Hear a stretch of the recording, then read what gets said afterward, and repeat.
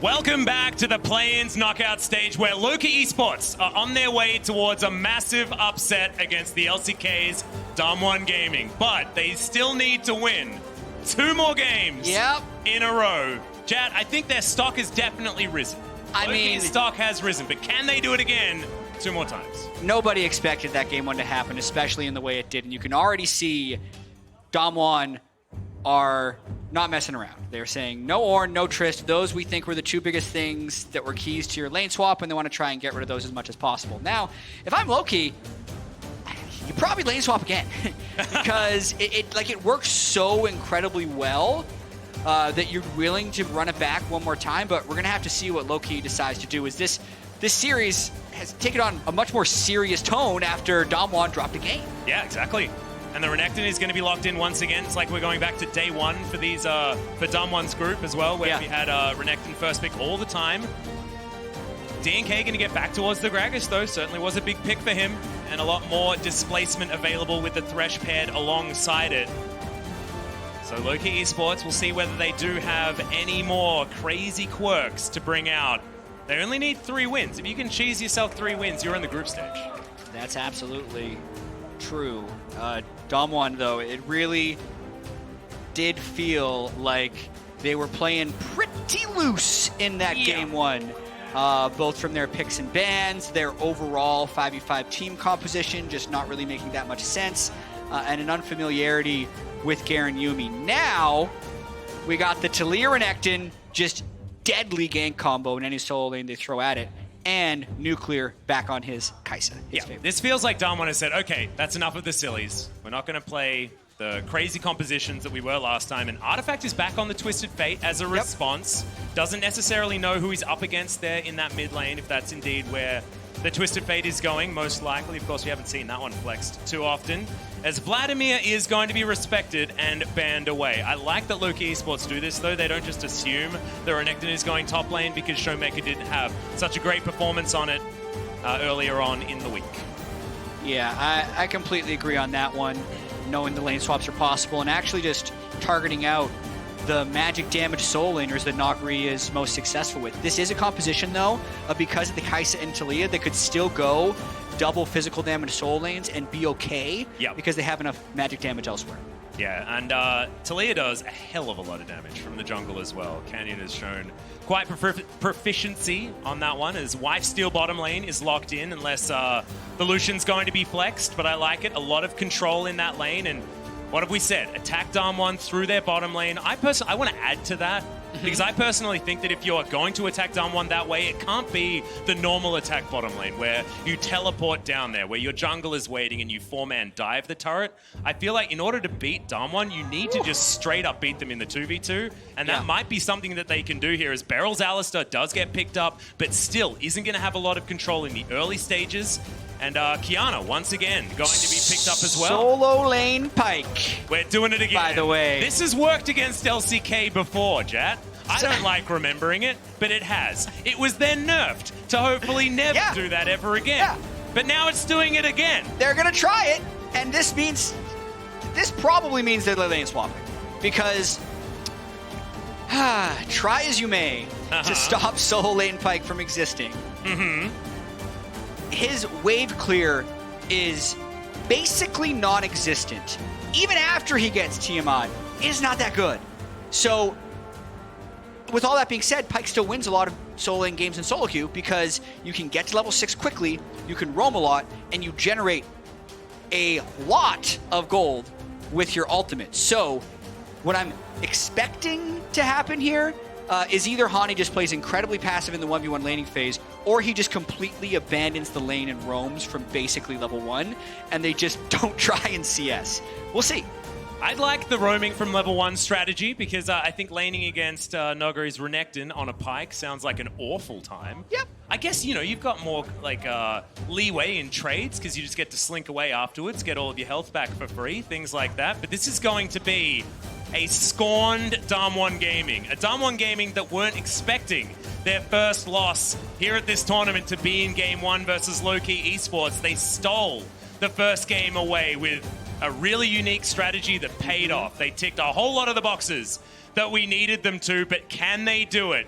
2 more games, and can they do it 2 more games in a row to get a 3-0? It would be insane. Let's get into game number 2.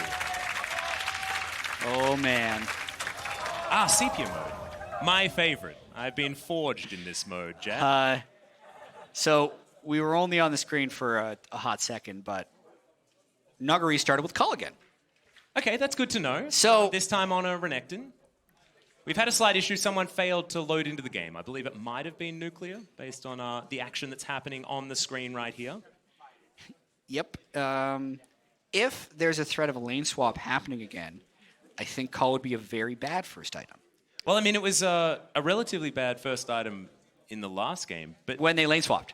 And I know they lost, right, Jad? But should we say that the Vladimir didn't work?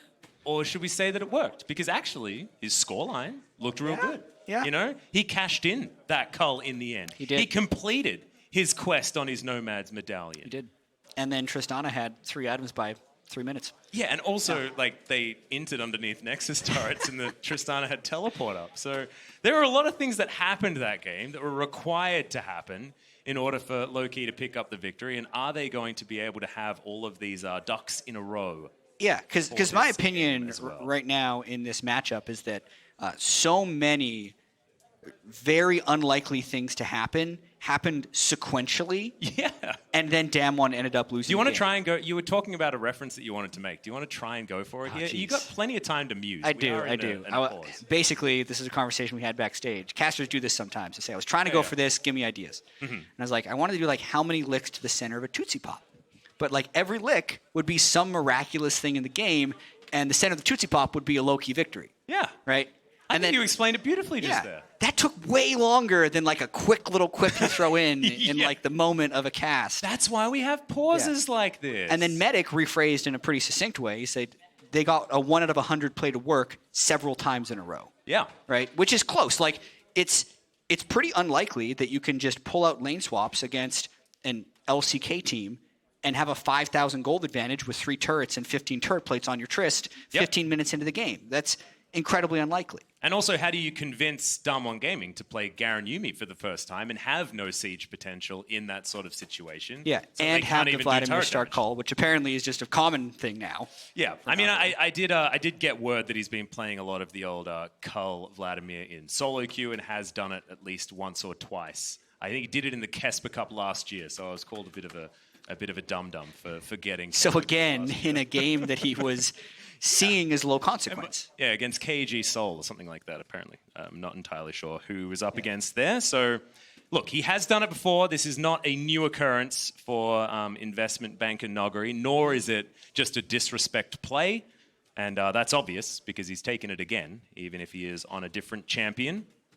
Yeah, well, he's probably saying, all right, I'm going to be able to free farm as much as possible up against this Pyke, but we're going to have to see what type of early game moves Loki make, because we know playing them standard isn't Loki's strategy or the best way for them to win. So mixing things up is definitely what they want to do. As we were about to be getting back in the game, but I got my observer on the other side, and it looked like someone else may have just DC'd as well. So we may have ping-ponged over to the other side of the map, as both of the 80 carries in this game are struggling just a little bit by the looks of things.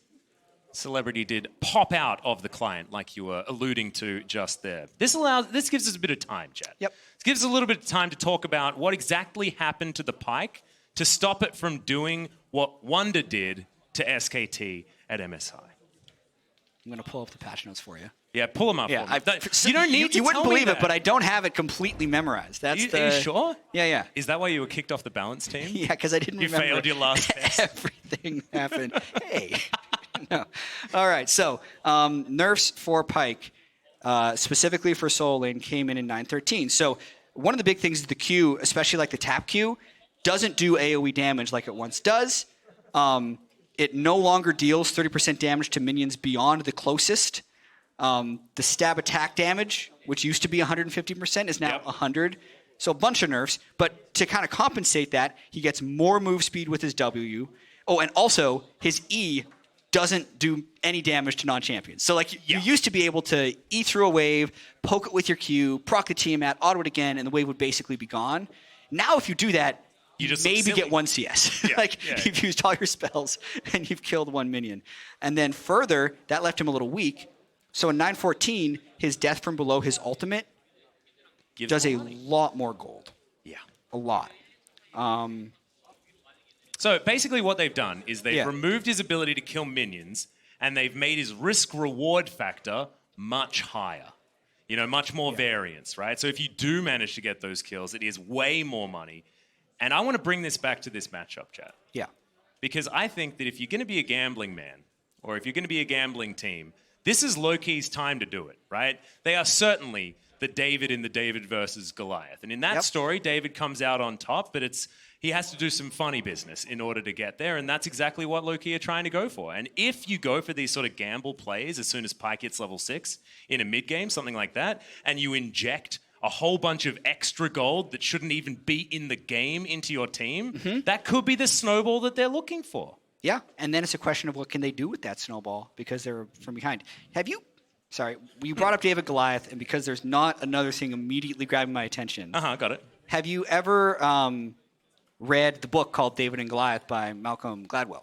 No, I haven't. Okay, sorry. I'm going to mess this up. I thought it was a Bible story. If the producers want me to do something else, okay, they just said I can do whatever I want, so it's fine.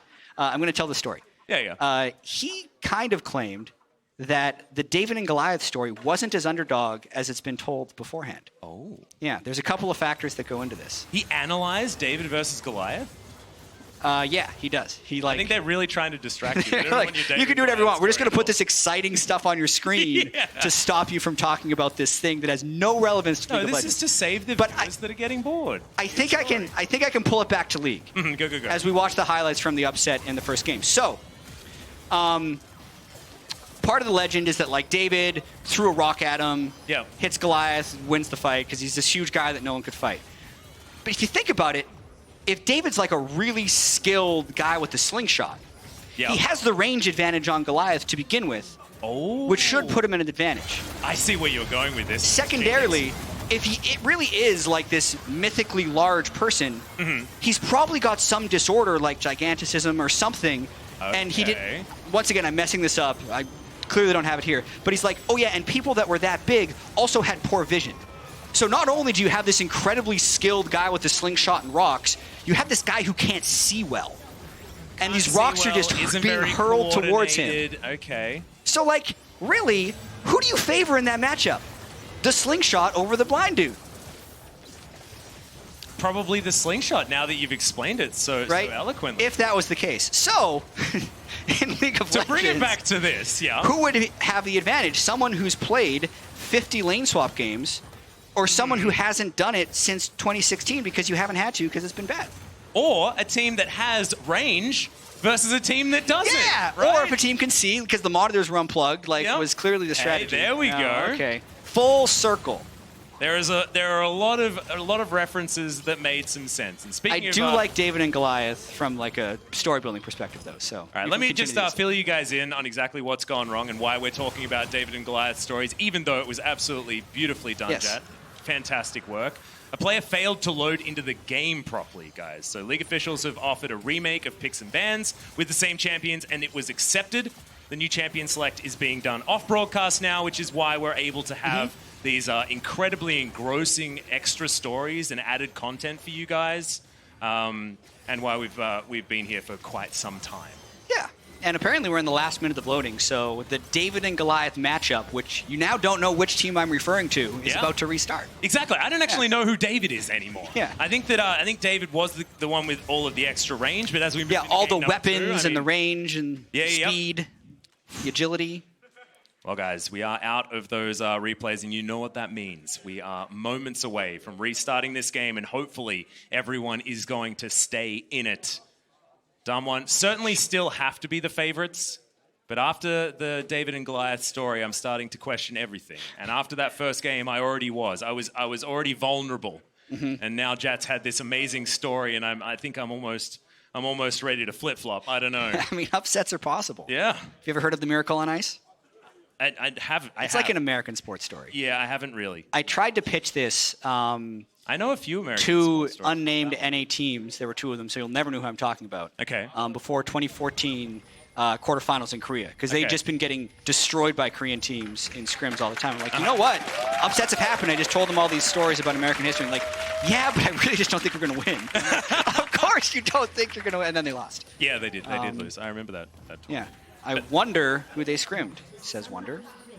Wow, like, he has some pretty cool strats. Just taking credit for Loki's incredible play. Wonder, that was low. That was low. Let them have this. My goodness. Look at that individual gold at 15 by Celebrity Tristan in game 1, and 47.6% of the team's damage. That's a lot of percent of the team's damage, especially over a game that's that long as well. It's normally these sort of snowbally games or low kill games where it's like one team fight is actually the majority and you've not fought at all and then you get to 40 minutes. And I'm giving away the fact that I'm an LCK commentator here just a little bit. But you have the AD carry get 50% of the damage because he's actually just the only damage dealer and they've only done one fight, so the percentages are a little bit confusing. That is not the case for this game. Celebrity was right in the faces of Damwon Gaming, and then he was the one that won it towards the end. I like this. I remember I commentated him back when he was playing for Saigon Jokers a really long time ago. Wow. And I believe this squad as well had a lot of players from like Team Friendship or something. The team that didn't actually do a lot of... Friends Forever Gaming, that's right. Yeah. They didn't actually qualify into any of the IWCIs, IWCQs or the play-ins, but they just had the best name. Yeah. Was Gaming also from that league? You mean G2? No, Gaming. I know, I'm kidding. Yeah, it's 2 Gs. It's 2 Gs. It's different, okay? Yeah. Yeah. So far, nothing's happened this game, guys. We actually haven't really acknowledged that the game started again. It has, in fact. That's what's on at the moment, as you can see. 200 gold is currently the lead for Damwon, just in the laning phase. But it's only 2 minutes in. I feel like we've been talking for a really long time, but there just hasn't been very much League of Legends. We've just been learning about stories and having a philosophy lesson from Jat, which I very much appreciated. Yeah, and they're definitely not lane swapping in the early game in this one, so I want to track... that's a field Showmaker, you don't have spells left. Doesn't look like DNK does either, though, so should be fine. Yeah, Showmaker actually... very aggressive. I got very confused because, of course, Canyon was playing the Kiana, so I thought I was checking the smite of the Talia. And their faces aren't super different as well, if you have a look at the icons. Yeah. I was still now sure the jungler is going to try and invade DNK. It's a group effort to try and deny him here. And they actually have... Well, we're looking for it. The smite does come in, so DNK locks down the red buff. Canyon doesn't go any further forward. He doesn't have his blue buff just yet, does Canyon? And he knows that DNK is actually very low. And flashless. Yeah. Threaded volley does get him out of there. Is now stunned underneath the turret is Hani. He doesn't have very much farm, Jat, so I think that your assessment of the Pyke is working out thus far. Yeah. Although he is sustaining fairly well. You can see he's gone with as many potions as possible. Yeah. Bit of a demolish there. Combo. Gonna find it, so Hani successfully saves himself on that one. Bone Skewer, but outside of turret range is Nogari, so will survive for the moment. Getting a bit dangerous, and that was Canyon just a little bit slow on the seismic shove. Yeah, you basically have to press the buttons at the same time, and that gets even more close when the Pyke builds Mercury Treads. But early on, Loki doing fine in the lanes that they're expected to do fine in. Yep. And also dealing with the very aggressive invading of Damwon early on. I like how you're saying fine, and fine is like a 16 CS disadvantage at 4 minutes on the top side of the map. Like, Nogari has over double his farm, but like, they're doing great. This is really good. I have this, I don't know, it's a curiosity. Anytime I see, well, we're going to watch this dive in top lane. Anytime I see a weird champion in a solo lane and like challenger, I always try and dig into it. But we're going to watch Canyon try and get this dive off. If they can get the combo properly, they take most of his health. But for now, they're just going to go for turret plates. Yep, it's another demolish proc comes on in there as there's the flash. But he gets out of the way. Seismic shot still lands, though, and the stun was still primed. The deep water dive is in, but he's down to about 200 health. He should be okay. He's going to die. Yeah, Bone Skewer comes forward as Nogari wants the autos. Doesn't get them. First blood once again to Loki Esports. Nogari going so aggressive with Canyon. They really just brute forced that gank. And missing the flash, on top of blowing a lot of damage into Hani's Aftershock, means he doesn't take fatal damage, and it makes the follow-up gank by DNK quite easy. Unwilling to just take a huge advantage from the Cull plus CS advantage, they had to go for more, and they get denied. Well, Can he steal over it? goes DNK. Yeah, he is easily able to smite that one away. That denies Canyon level 4, as well as denying him the blue buff. A real disaster here for Damwon to start this game off, but probably still not as bad as how things went in game 1. Not yet, but you can see here the Aftershock eats most of the damage from the Taliyah combo. Otherwise, that is a fatal kill. If they were able to get the original stun, they likely would have had the 100-0 damage. That's why Renekton was near 100% presence in the LCK towards the end of the year, because everyone was very good at this, whether it was Taliyah Renekton or Elise Renekton, in generating kills. Yet for some reason here, Nuguri messes up his flash range and is unable to get Hani. Yeah, so first it was Canyon messing up when to use the seismic shove, and then it was flash range on Nuguri that was messing things up. And Hani even went back in, right? And the seismic shove was just landed by good aim on Canyon's behalf, and the Ruthless Predator wasn't actually timed out just yet, so Nuguri gets that one back as well. And despite that working, still wasn't enough to lock down the Pyke. Pyke continuing to be a problem when used in a solo lane for a Korean team. Yeah. So the I point still have nightmares, Chad. about the Pyke, Yes. murdering SKT in Yes. Game 5 of MSI. Thanks for clarifying. Yeah. Well, just in case the viewers wanted in on your Oh right, yes. your Well, sleep problems. yeah, that's where the nightmares come from. That exact Pyke. He was so fast. You remember that replay where he just zoomed down through the... I do remember that replay, Chad. Yes. Yeah. Yeah, I do. Anything else you want to talk about? from that- How from he that game? ult just resets over and over. Oh, those sacks of gold. Max, you remember the sacks of gold that he had delivered to his team?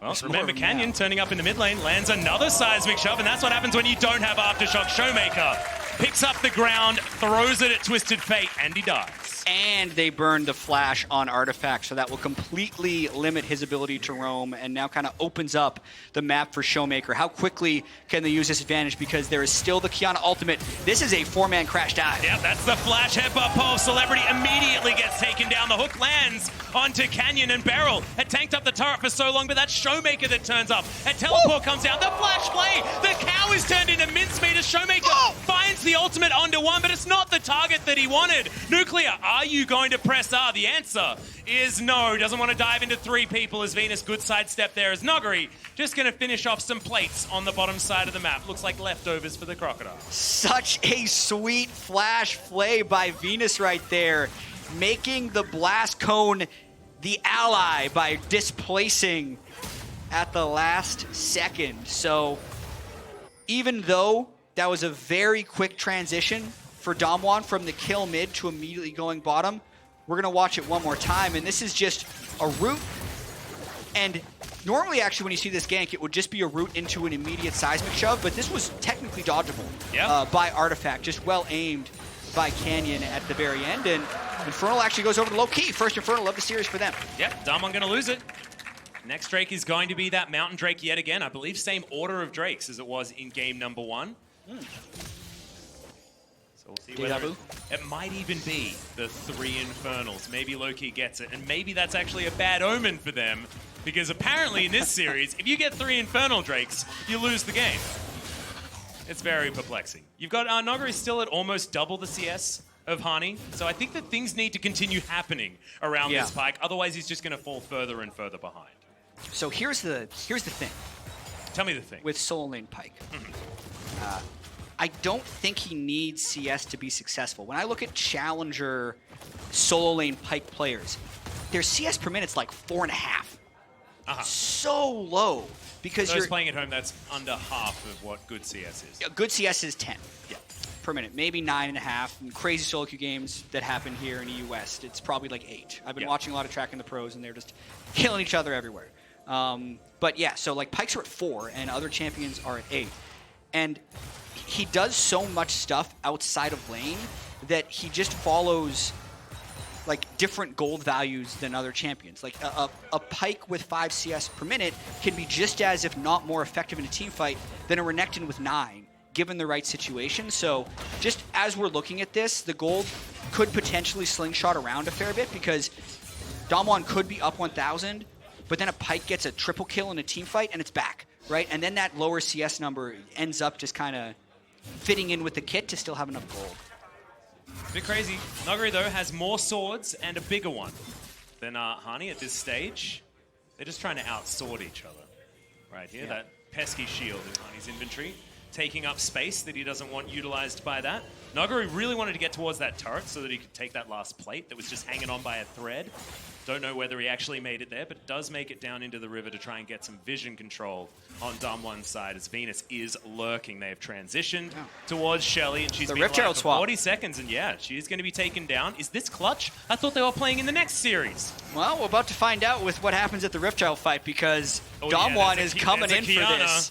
And that's a lot of people in the river for a Qiyana. Yeah, and Barrel's turned up here as well, so it is going to be a 4 versus 5 for the moment. But the killer instinct is going to be there for Nuclear, so Shelly hasn't reset just yet, and it looks like Damwon, they want to be able to steal this one away. DNK's got some great smites before as he goes golden immediately. Not entirely sure who picked up the Rift Herald, but now the fight is on. Showmaker dives forward. DNK dies so incredibly fast as the culling is soaked by the cow. Beryl still has the unbreakable will as Hani trying to get that pincer maneuver up to the top side. Damwon intelligently trying to get the stragglers as they move themselves forward. Headbutt pole lands, but that is a great aftershock proc there by Venus. Stun comes in, Artifact is being closed on, flash forward. The Twisted Fate goes down, and the rest of Damwon were dealing with the Thresh. Really good control here from the Damwon squad around that Rift Herald. And they also were able to pick up the Rift Herald, which is just immediately used by Noguri early. Noguri was the one that picked it up, so of course he's put it in his lane to try and get all of those plates that he was trying to lock down against this Pyke. Oh, Nucleus. What a cheeky devil. Look at that. Goes and steals his plates away. Also, did you know, Ender told me this the other day, Oh, yeah? Rift Herald resets the cooldowns of your trinkets. Really? Yeah, so Noguri technically could have spammed his wards, grabbed that Rift Herald, used it right away, and got his wards back. I wonder if he did that, because he had roamed down to the river. You can see there are a couple of Damwon wards there. We could just say, just proving you Big right's brain. sake, that they were there. So let's have a look now how this fight went. Yeah, Canyon gets the smite, but Noguri picks up the Rift Herald, and really, Showmaker just catches the whole of Loki and stops them from being able to follow up on this fight, and the whole time Pyke on the flank is just hoping to get someone in execute range, which is one of the reasons I think Nuclear had that early heal. Yeah. He said, all right, Beryl, I don't want Pyke resetting on us. That kind of infuses him with the confidence to go in with his Aftershock and ult. No damage can really be returned, and everyone on Loki ends up just getting 2 split up. Yeah, we have to talk about this Damwon comp and how it works together as well, just for a little bit, because there's some really exciting interactions with how this one works. Yes, they've got a whole lot of divers, right? They're able to get things done, but the really cool thing about this comp is that Canyon can set up supreme display of talent wall options for Showmaker. And you can create some crazy Thunderdomes with the shapes that you can build, and you can have a heck of a lot of damage if you block people off, especially in Baron Pits, throughout the jungle, things like that, because that interaction does work. Yeah. Sometimes it can just seem to blow up the whole screen, especially if you threw a Jarvan in the game as well, because if the walls connect, everything flies around with the Qiyana ultimate. It's real silly. Actually, the first time I saw it, I was very confused. It was like a disco. Lots of lights, lots of explosions. It was a Michael Bay film. But it was certainly exciting to watch, and we'll see whether Damwon can show us some of these team fights as the Mountain Drake is going to go over. I love it, being able to pick up the Earth Dragon when they've got 2 sort of Earth-wielding champions as well, the Talia and the Qiyana. Thematically correct, beautiful. Theoretically, Qiyana does control a lot of different elements, but I think the Earth element is the coolest one. Because of the damage? Yeah. Do more damage makes you cooler, chat. That's how it works. If I had to rank them, I don't know. I think the grass has the most fun for the Qiyana player. Yeah, I'd say so. Going a bit stealthy. Yeah, that's pretty cool. Water's the most powerful. Yeah. Water's the actual good one. Yeah. And then the Earth one's the bait because it does more damage. Only when they're low. Yeah. I actually think what makes a good Qiyana player is the ability to reset all of the elements over and over again throughout a fight. So you've actually used all of them the one time with how the cooldowns sort of reset. I think it's really beautiful watching a really skilled Qiyana player work. We'll have to keep our eyes on Showmaker as this game goes on, see whether it's him or Canyon that are the better Kianas. Canyon spent a fair bit of time in the Death Chamber in game number 1, so Showmaker does feel like more of a Showmaker champion. Here does the Kiana. And just looking at their CS in the group stage, it was very much a solo lane focus, and Nuclear had a really hard time, especially in day 1 of the group stage, and ended up bouncing back a little bit more. So day 4 was his second day. Keep in mind, the average we just saw was from the whole group stage, and this was just his 2 games on day 4, which tells you how rough it was in the first 2 games for him. But looked a little bit better, definitely, as the second day of play-in stage happened for them. Yeah, Nuclear really did sort of repair his play. And it's cool because the way Damwon qualified here is in a 5-game series against a King Zone that had been in a huge rut over the last little while. They qualified because they had enough championship points after finishing 3rd in the spring season, but their summer season was basically non-existent. They weren't really able to get anything done in a hyper-competitive top side of the LCK. And they were up against this King Zone squad that have probably one of the most dominant 2v2s in lane that we have in the league. And I think that's why it was a 5-game series. I think because they were able to lock down Nuclear and Beryl and challenge that weakness without having to give any resources to it. Deft and Tucson just kill people in 2v2s all the time. I think that is going to be a real way to tackle this Damwon squad. And I think it's a large reason why things worked out for Loki early, because it wasn't like you were moving extra people around or doing anything like that. It was a lane swap. It was creating chaos. And Nuclear was not going to punish them with Garen. That's for sure. That is definitely He might have on something else. He did show us some of those sick Garen mechanics, though. There are a few of those moments in those team fights.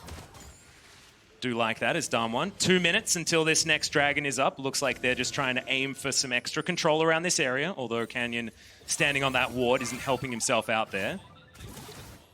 With these outer turrets taken down, feels like Damwon have given up on the laning phase and are looking for the 1-3-1 that they do so often in the LCK. Yeah, and now it would be on Loki to actually get a tee-off ultimate in for an initiation this time. But the CS of Hani is pretty good.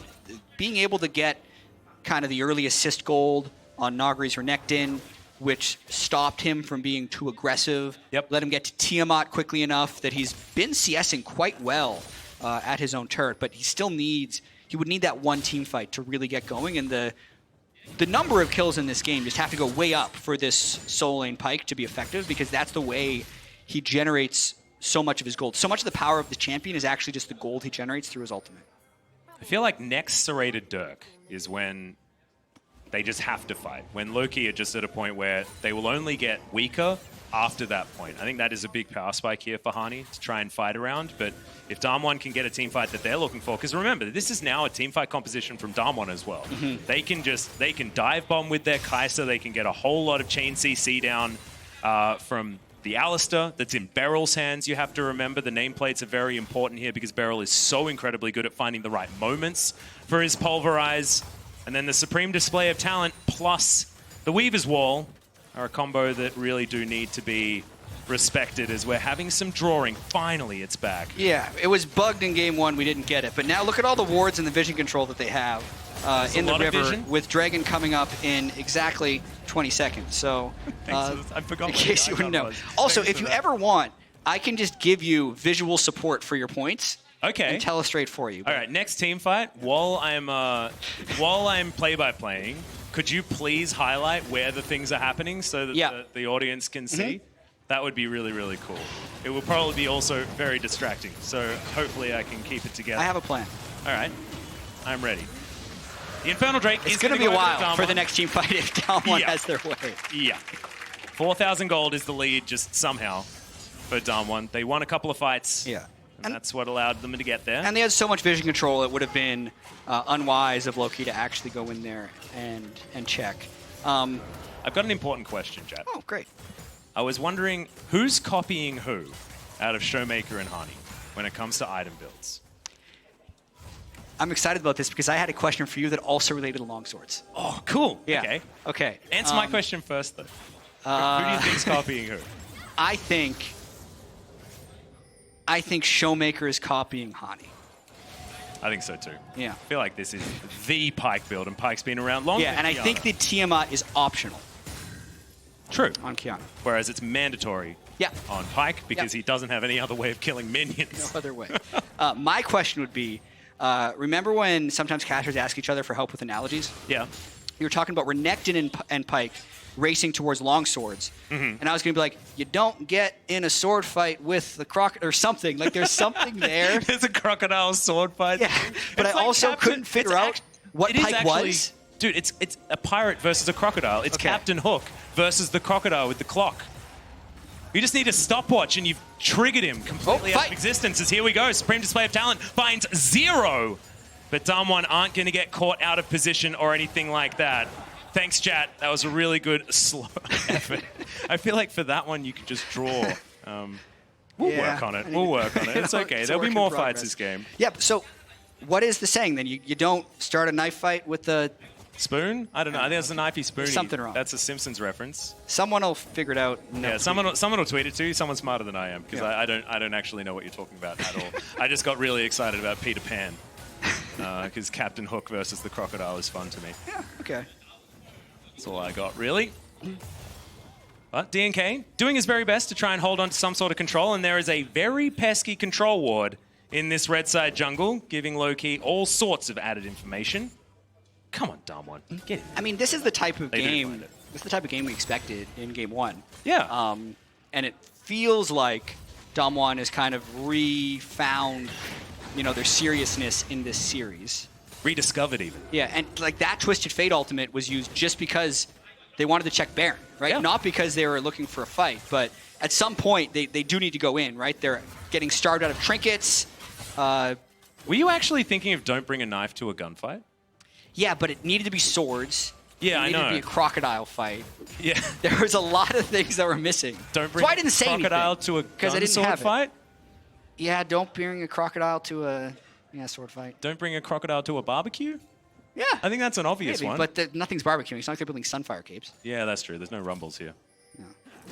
I think it needs some work, right? But yes. We'll definitely... We'll workshop it later. I'm sorry. That's all I was thinking about while you were making up. One of my favorite things is taking idioms people are used to and then switching the last word. Uh-huh. Right? So that's why, like, kind of an idiom, don't bring a blah, blah, blah to a blah fight. Like, you actually, I think ways. that's really cool because, like, if you change the last letter of idiom, you get idiot. there's a reference there. Can we figure out a way to make that one work too, Jen? I don't know. So rude. Well, do you know what's rude? We're in the lull state, and we haven't talked about the lull state yet because this game has slowed well and truly all the way down as we're having a look at the bounties that people have on their heads. It's actually the circles were getting in the way there just a little bit. They were. As Nuclear is making his way towards item number 3. We need to talk about when this Damwon comp is going to get strong, and I think 3 items for Nuclear is going to be a big one, as Beryl, he's going to try and get them off the lantern, and a Seismic Shove will do just that. Nuclear's going to grab it, and they're going to blast cone their way over to this Baron. The Weaver's Wall's fantastic, as well as Venus. He can't get over unless he flashes, and he doesn't have it available. Teleport's coming in, but can they actually get there? The Seismic Shove to get them out of the way. The culling was in there, but the smite was true this time. Showmaker doesn't get the Supreme Display of Talent, but it's a really good cleanse. As into the backline goes Nuclear. He gets stunned, but he's able to take down Celebrity before anything happens. Damwon lose no one. They gain themselves a Baron and 2 kills. And Hani, he might be going down yet again. Oh no. This 1-2 punch of the cow plus the Talia is working so well for Damwon this game. And they actually had so much control over that entire situation. The starving of vision they had done to Loki over the past 4 or 5 minutes, forcing them into a move, and now they're at least going to be trying to take this inhibitor. And Canyon's eye is well and truly in on these flicks as well. The Seismic Shove looked fantastic, like he was swatting a fly away. But instead it was a Thresh, and it denied him from getting towards that pit. You could tell that he really wanted to get over there and provide vision for his squad so that maybe there was a potential steal. Just wasn't going to happen. Nogari sees 50 gold on the map right there, and he's going to take down that ward. The first flick, fantastic. Venus will come over in the end. Another one. The Weaver's Wall's brilliant. This was all about Canyon. Also keeping Thresh out from hooking the pit so he couldn't bring a teammate in. The only possible scary part would have been the culling, but as long as you have that in there, Hani not able to get the ult onto Showmaker to stop any potential things from going wrong. But even if he lands that, everyone else on Damwon was completely full health. And now another Mountain Drake is going to make breaking this base even easier. It was already done. The inhibitor in the mid lane was there, and 8,000 gold is now the lead at 25 minutes into this game. Feels like Damwon, they've repaired their mental after a long pause at the beginning of this game and a disastrous game one, as we're having a look at the 3 items completed. Thank you very much, Jat, for highlighting that one. Nuclear is now strong, and I think they've already won the key team fight that they were looking for. Things just went from bad to worse. As that's the way I know that one, Jet. I know that one. As Weaver's Wall's going to come in, so Canyon looking for more supreme display of talent. It's going so far around these walls, but unfortunately, the Weaver's Wall saves them from the damage. Massive pulverize in the backline shows us that it just doesn't matter what the Kiana's ultimate's doing if they can get into this fight. They just have too much damage, as now DNK is looking to turn it onto Showmaker. His combo doesn't do quite enough damage, as now you got Showmaker trying to deny him from stopping these backs, but it doesn't matter. There are super creeps in the base. The Nexus will be taken down. A 26-minute revenge victory for Damwon. And something I wasn't expecting to say was that this has evened out the series between Damwon and Loki. You're absolutely right, but I think Damwon did a very good job of recovering from the insanity of game one. They did pick a Renekton. Loki didn't decide to go for lane swaps, and even though